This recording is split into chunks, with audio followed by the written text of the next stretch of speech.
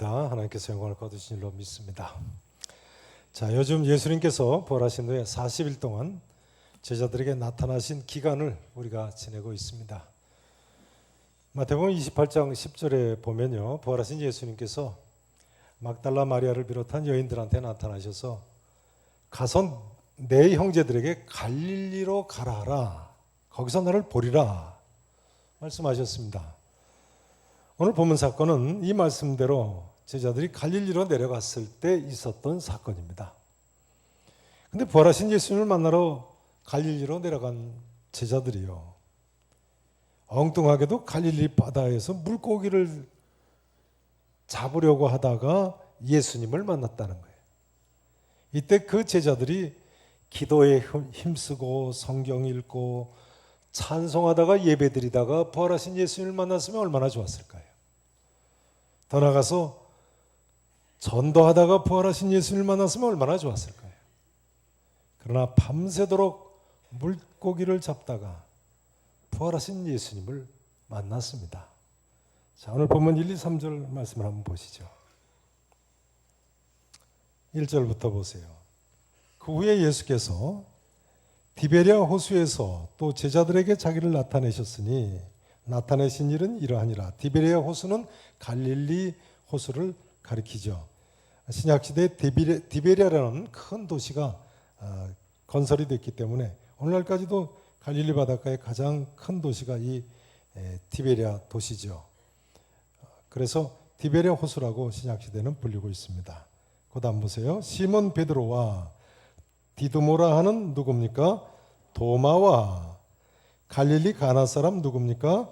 나다나엘, 이 세 사람과요, 또 세베대의 아들들, 세베대의 아들들은 누구죠?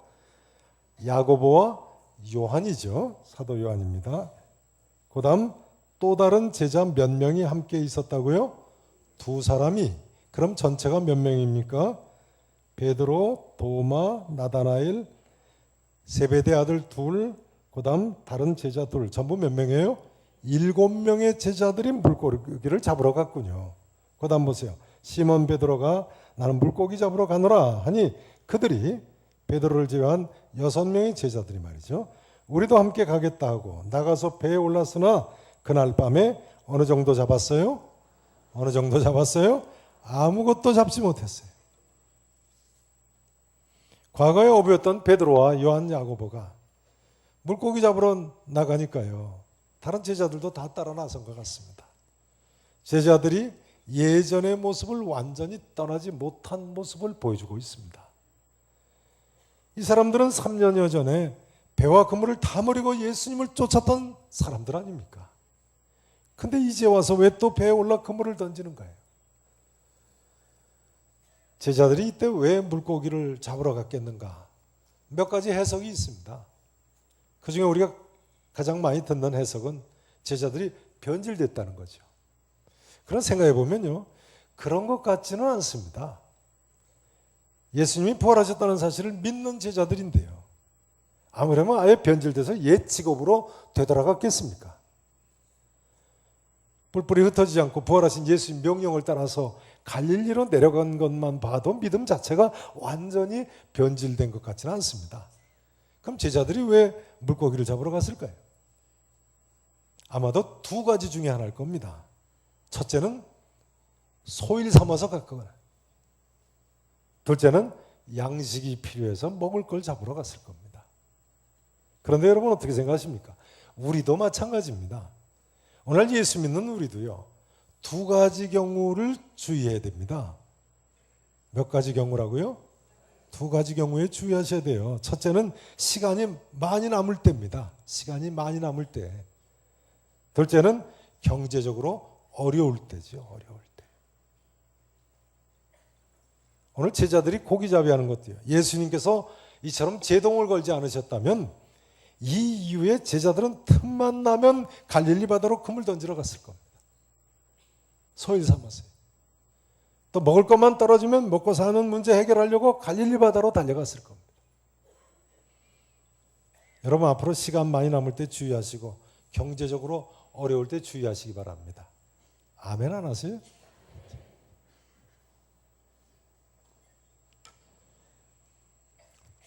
그럼 예수님께서는 이런 부족한 제자들을 어떻게 변화시키셨습니까? 어떻게 변화시키셨습니까? 오늘의 주제인데요. 첫째로 예수님께서는 제자들에게 과거를 기억나게 하셨습니다. 특별히 제자들의 과거에 있었던 두 가지 사건을 다시 생각나게 하셨어요. 몇 가지 사건이요? 두 가지 사건이요. 그 첫째는 첫사랑을 기억나게 하셨어요. 뭘 기억나게 하셨다고요? 첫사랑의 순간을 기억나게 하셨어요. 자, 4절, 5절, 6절 말씀을 보시죠. 보면 4절부터 보세요. 날이 새어갈 때 예수께서 바닷가에 서셨으나 제자들이 예수이신 줄 알지 못하는지라 예수께서 이르시되 얘들아 너희에게 고기가 있느냐 대답하되 없나이다. 자, 이르시되부터 같이 읽으십니다. 시작. 이르시되 그물을 배 오른편에 던지라 그리하면 잡으리라 하시니 이에 던졌더니 물고기가 많아 그물을 들 수 없더라. 제자들은 그날 밤에 아무것도 잡지 못했지요. 그런데 날이 새어갈 무렵에 예수님께서 나타나셨다는 거예요. 그리고 예수님께서 그물을 배 오른편에 던지라 그리하면 잡으리라고 말씀하셨어요. 그런데 믿음으로 순종해서 배 오른편에 그물을 던졌더니 과연 물고기가 잡아서 그물을 들 수 없을 정도가 됐네요. 그러니까요, 여러분 언제나 우리 모든 문제의 해결책은 예수님 말씀에 믿음으로 순종해서 사는 데 있습니다. 믿으십니까? 어떤 어려움이 있다고 하실지라도 꼭 믿음으로 순종하시기를 축원합니다. 그런데 이 사건은요, 예수님께서 베드로와 요한, 야고보를 처음 부르신 누가복음 5장의 사건을 제자들에게 다시 생각나게 하신 사건입니다. 그날도 제자들이 오늘처럼 밤이 새도록 수고했죠. 그러나 잡은 것이 없었습니다. 그러나 말씀에 의지해서 깊은 데로 가서 그물을 내리자 어떻게 됐어요? 고기를 잡은 것이 심이 많아 그물이 찢어질 정도가 됐어요. 본래 베드로는 요한복음 1장에 보면 세례요한이 예수님을 보고 보라 세상 죄를 지고 가는 하나님의 어린 양이로다 이렇게 증언을 할 때에 예수님을 따라다닌 사람이죠. 그러나 다시 누가복음 5장 사건쯤 돼서는 다시 갈릴리 바다 생업으로 돌아가서 물고기를 잡았죠. 그러나 베드로가 예수님이 어떤 분이신가를 다시 발견하고 누가복음 5장 8절에 보면 나는 죄인으로서이다 하고 회개하고 예수님을 새롭게 쫓지 않습니까? 근데 예수님께서 한 3년쯤 따라다녔을 때 십자가에 못 박혀 돌아가시니까요. 또다시 예수님을 떠나서 이전의 어부일로 되돌아가는 실수를 범하고 있는 것입니다. 베드로는요, 오늘 갈릴리 바닷가에서 큰 물고기 몇 마리나 잡았어요? 몇 마리나 잡았어요? 153마리. 모나미 153이 여기서 나왔다고 그러지 않습니까? 모나미 볼펜 153. 그 153마리의 큰 물고기를 한 마리 한 마리 다 셌다는 이야기죠. 153마리라고 알았으니까. 그 한 마리 한 마리를 세면서 베드로가 누가복음 5장의 사건을 곱씹었을 겁니다. 주여 나를 떠나소서 나는 죄인으로서이다. 한 그 누가복음 5장의 고백이 다시 한번 베드로에게 생각나지 않을 수 없었을 것입니다.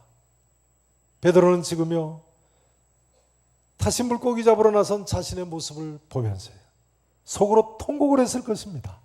주여 나를 떠나소서 나는 진실로 죄인으로서이다.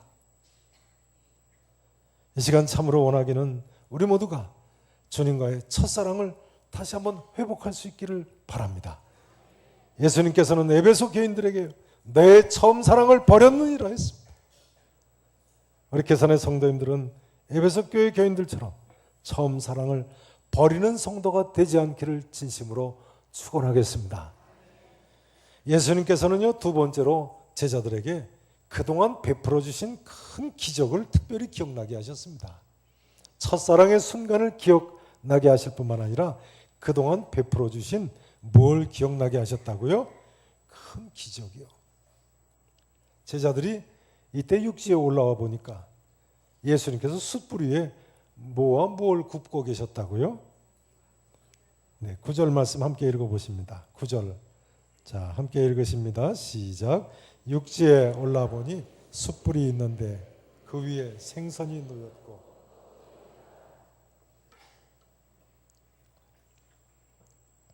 근데 놀라운 점은요, 지금 읽으신 이 9절 말씀 성경 원문에 보면요, 예수님께서 숯불 위에 생선 꼭 한 마리를 굽고 계셨다는 거예요.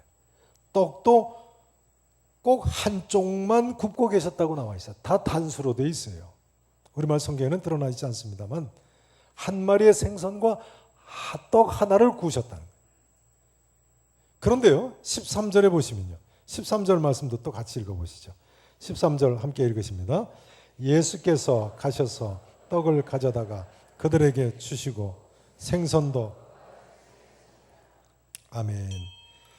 예수께서 가셔서 떡을 가져다가 할 때 이 떡에 정관사 그라는 단어가 성경 원문에 보면 있어요. 그 떡을 가져다가 그들에게 주시고, 그 다음 생선도 그 생선이에요. 그 생선도 그와 같이 하시니라, 이렇게 돼 있어요. 그런데요, 반면에 11절에 보시면 제자들이 잡은 고기 있지 않습니까? 큰 물고기를 나타내는 다른 단어로 사용을 하고 있어요. 11절 한번 보세요.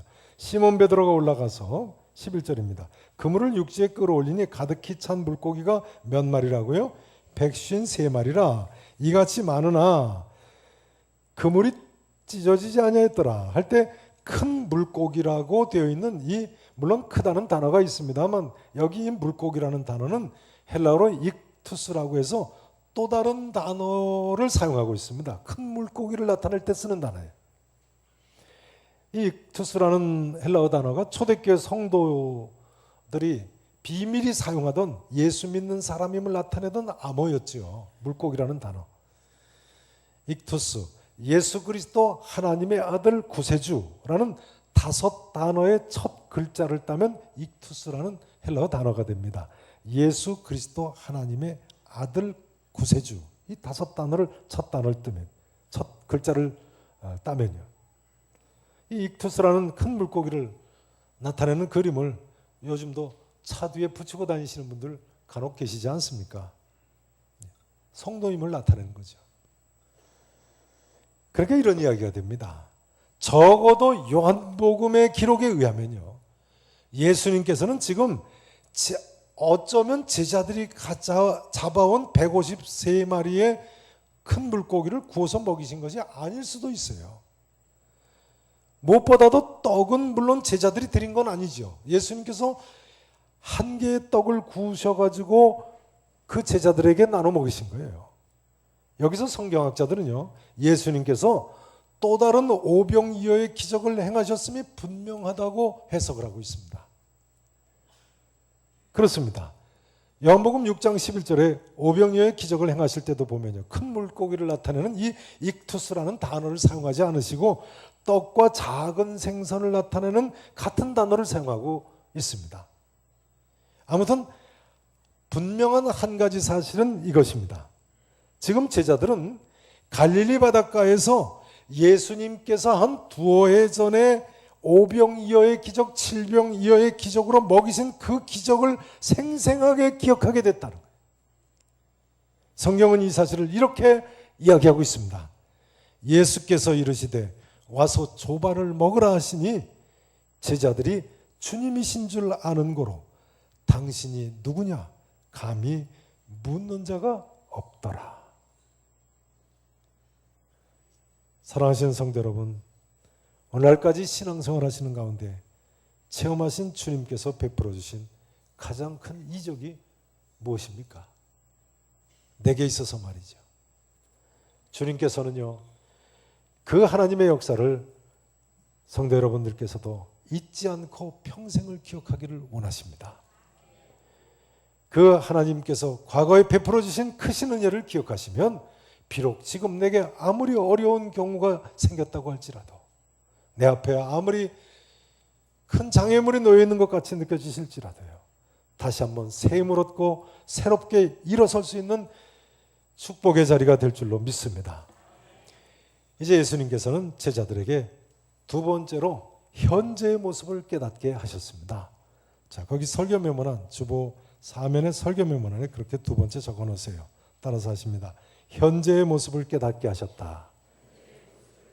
현재의 모습을 깨닫게 하셨다.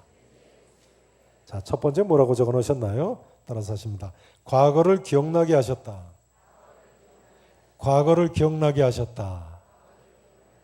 현재의 모습을 깨닫게 하셨다.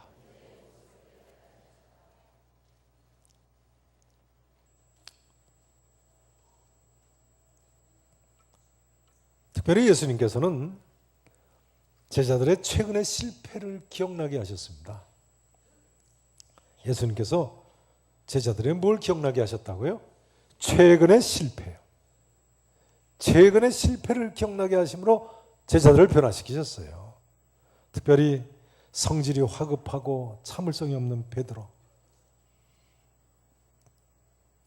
베드로는 하여간 어지간히 화급한 사람 같습니다. 틈만 나면 앞장서서 대변인같이 떠들어대더니 이번엔 또 주님이시라는 말을 듣고는 바다로 뛰어내렸어요. 이때 베드로가 자기가 바다에 뛰어들면 무리를 걸을 수 있다고 믿고 뛰어내렸을까요? 아니면 그냥 엉겁결에 뛰어내렸을까요? 걸을 줄로 믿고 뛰어내린 건 아닌 것 같아요. 너무 서두르다 보니까 앞뒤 생각을 못하고 7절에 보시면 주님이시라 하는 말을 듣고 뭘 두른 후에 바다로 뛰어내렸다고요? 겉옷을 두른 후에 바다로 뛰어내리더라. 이렇게 돼 있어요. 유대인들은요, 겉옷이란 게 절 보세요. 겉옷이 정사각형으로 돼 있는 천입니다. 그 정사각형 천을 몸에 휘휘 두르는 게 겉옷입니다. 그 사실은 물에 뛰어들려면 입고 있던 겉옷도 벗어놓고 뛰어들어가야 되는 거예요. 그 엉겹결에 그냥 겉옷을 두른 후에 바다로 뛰어내렸다는 거예요. 베드로는 이날 틀림없이 헤엄치다 겉옷 잃어버렸습니다. 그 벗어놓고 들어가야 되는데 예수님께서는 이런 화급한 베드로에게 최근의 실패를 기억나게 하셨어요. 내가 나를 사랑하느냐? 내가 나를 사랑하느냐? 내가 나를 사랑하느냐? 3번씩이나 물어보심으로 불과 며칠 전에 닭이 3번 올 때 예수님을 2번씩이나 부인했던 사건을 기억나게 하신 거예요. 틀림없이 베드로가 기억을 했을 겁니다. 놀라운 것은 예수님과 베드로가 사용한 사랑이라는 단어죠. 본래 헬라어 사랑이라는 단어는 3가지가 있는데요. 그 중에 아가페라는 단어는 하나님의 지고한 사랑을 나타낼 때 사용하는 단어고요. 두 번째 필레오라는 단어는 친구의 우정을 나타내는 단어입니다. 그래서 좋아한다 하는 정도의 뜻입니다. 세 번째 에로스라는 단어는 육체적인 사랑을 나타내는 단어지요. 요즘 뭐 사랑이 넘치는 시대라고 합니다만 그건 에로스의 사랑이죠. 우리말은 다 사랑입니다만. 그런데 예수님께서 이때 지고한 사랑을 나타내는 아가페라는 단어를 사용하셔서 내가 나를 사랑하느냐고 베드로에게 2번 먼저 질문하십니다. 내가 나를 아가페의 사랑으로 사랑하느냐? 그러나 베드로는 자신이 예수님을 아가페의 사랑으로 사랑한다고는 감히 표현하지 못하고 친구의 우정 정도인 필레오의 사랑으로 사랑한다고 고백을 하고 있습니다. 마침내 3번째 질문에서 예수님께서는 17절에 보시면 내가 나를 필레오의 사랑으로 사랑하느냐? 이렇게 바꿔서 질문하십니다. 그러니까 베드로가요 2번씩이나 필레오의 사랑으로 사랑합니다, 필레오의 사랑으로 사랑합니다 했는데 예수님께서 내가 정말 필레오의 사랑으로 나를 사랑하느냐 질문을 하신 거예요. 이때 이 질문에 베드로는 얼어붙었을 겁니다. 그래서 17절에 보면 성경은 베드로가 근심했다고 나와 있습니다. 베드로가 뭐 했다고요? 근심했다고요. 베드로가 근심하여 이르되 주님 모든 것을 아시오매 내가 주님을 필레오의 사랑으로 사랑하는 줄을 주님께서 아시나이다. 주님 저를 사랑하시는 정도에는 제가 미치지는 못한다고 할지라도 제가 주님을 사랑하는 줄 아시지 않습니까? 반문을 드리는 것입니다. 그런데 성도 여러분, 이것이 바로 나의 모습이라고 생각하지는 않으시는가요? 글쎄요, 성도 여러분께서는 예수님을 아가페의 사랑으로 사랑하신다고 고백하실 수 있을지 모르겠습니다. 그러나 저는요, 아무리 생각해도 주님을 아가페의 사랑으로 사랑한다고 고백하기에는 너무나 부족한 모습을 발견합니다.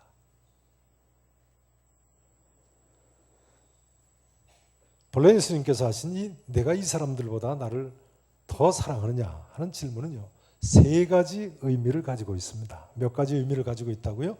세 가지 의미요. 들어보세요.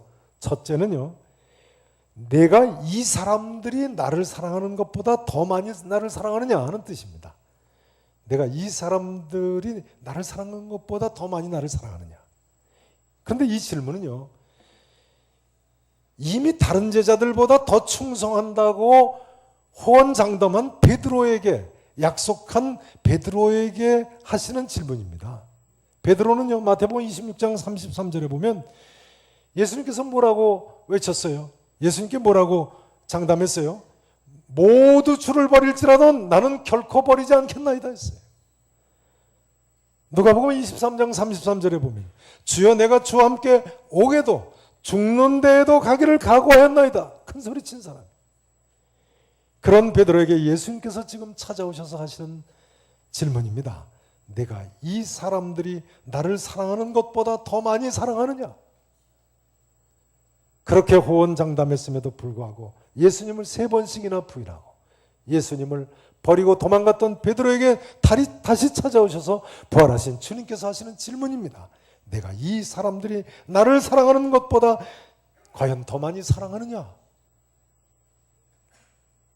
두 번째로 내가 이 사람들보다 나를 더 사랑하느냐 하는 질문은요, 내가 이것들을 사랑하는 것보다 나를 더 사랑하느냐 하는 질문입니다.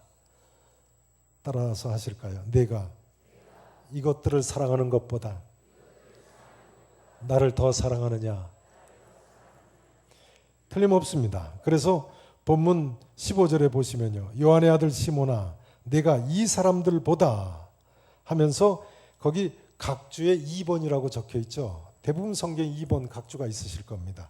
그 난회 아래에 보시면 뭐라고도 해석된다고요? 또는 무엇보다요? 무엇보다라고 돼 있어요? 절 보시지 마시고 성경 맨 아래를 보세요. 무엇보다라고 돼 있어요? 것들보다, 이것들보다라고 해석할 수 있다는 거예요, 원문에.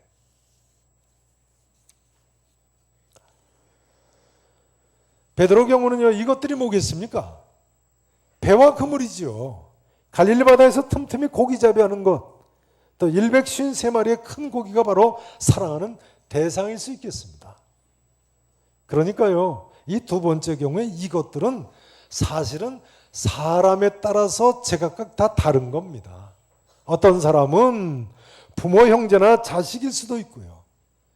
어떤 사람은 집이나 아파트나 재산이나 직업이나 전토겠지요.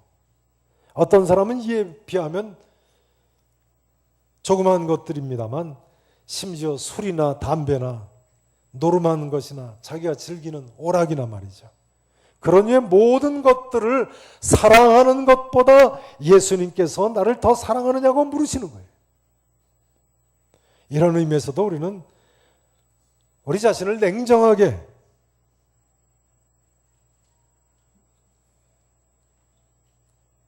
주의 음성을 비춰서 생각해 봐야 됩니다. 내가 이것들을 사랑하는 것보다 나를 더 사랑하느냐? 세 번째로 내가 이 사람들보다 나를 더 사랑하느냐는 질문은요, 내가 이 사람들을 사랑하는 것보다 나를 더 많이 사랑하느냐 하는 뜻입니다. 따라서 하실까요? 내가 이 사람들을 사랑하는 것보다 나를 더 많이 사랑하느냐? 흔히 신앙생활하는 분들도 보면요, 주님보다 사람을 더 많이 사랑하는 경우가 많습니다. 어떤 애인이나 연애하는 사람은 두말할 필요도 없고요. 배우자나 자녀는 또 물론이고요. 친구 때문에 주일날 교회 빠지고 놀러가고, 친구 때문에 술 끊었다가도 다시 술 한잔하고, 아무튼 친구 때문에 별의별 일들이 다 많습니다. 이건 예수님보다 사람을 더 사랑하는 것입니다, 여러분. 예수님께서는 그런 것을 원치 않으십니다. 여러분, 내가 나를 사랑하느냐는 질문은요, 예수님께서 베드로의 전 생애를 걸고 하시는 도전적인 질문입니다. 우리는 신앙생활을 취미로 하는 것이 아닙니다. 예수 그리스도께서 나를 위해 돌아가신 것과 내 죄를 사해 주시고 부활하신 것을 믿고 나의 전 삶을 건 중요한 결단의 길이 바로 이 믿음의 길인 것입니다. 우리의 영혼이 죽고 사는 문제가 사실은 이 길로 가느냐 가지 않느냐에 달려있는 것이니까요. 이제 예수님께서는 이런 제자들에게 미래에 감당할 사명을 새롭게 주셨습니다. 미래에 감당할 뭘 새롭게 주셨다고요? 화급하고 실수 많고 심지어 실패한 것조차도 너무 빨리 잊어버리는 베드로를 찾아오셨어요. 예수님께서 3번씩이나 거듭 질문하지 않으십니까? 내 어린 양을 먹이라, 내 양을 치라, 내 양을 먹이라. 그러니까 이 말씀은 이런 말씀이 될 것입니다. 나를 사랑하면 이 사람아, 내 양을 먹이고 내 양을 쳐야지 물고기 잡고 있나? 따라서 하실까요? 내 어린 양을 먹이라, 내 양을 치라, 내 양을 먹이라. 이제 말씀 증거를 마쳐야 되겠습니다. 오늘의 중요한 점은 이것입니다. 우리는 다 실수가 많은 사람들입니다. 그러나 하나님의 사람에게 있어서 그 실수가 무엇이든 간에 분명한 한 가지 사실은 주님께서는 아직도 나를 사랑하신다는 사실입니다. 믿으실 수 있기를 축원합니다. 다 같이 따라서 하시겠습니다. 주님, 모든 것을 아시오매 내가 주님을 사랑하는 줄을 주님께서 아시나이다. 이 시간 세상 사람 다 어느 길로 가든 간에 바로 이 사랑의 고백과 함께 주님 주신 사명을 일평생 잘 감당하는 주님만 따르는 우리 계산의 성도 여러분 되실 수 있기를 우리 구주 예수 그리스도 이름으로 간절히 축원하겠습니다. 기도하시겠습니다. 전능하시고 분명히 살아계신 우리 아버지 하나님, 디베랴 호숫가의 제자들처럼 이 시간 저희들이 부활하신 주님 앞에 서 있습니다. 주님, 주님을 사랑합니다. 주께서는 모든 것을 아시오매 내가 주님을 사랑하는 줄 주님께서 아실 줄로 믿습니다. 고백하는 이들이 이 시간 주님 앞에 머리를 숙여 싸우니 하나님 우리를 다시 한번 붙들어 주시옵시고 다시 한번 일어서게 하시고 다시 한번 주님 원하시는 대로 사명받아 살게 해 주시옵소서. 살아계신 예수 그리스도 이름으로 간절히 기도합나이다. 아멘.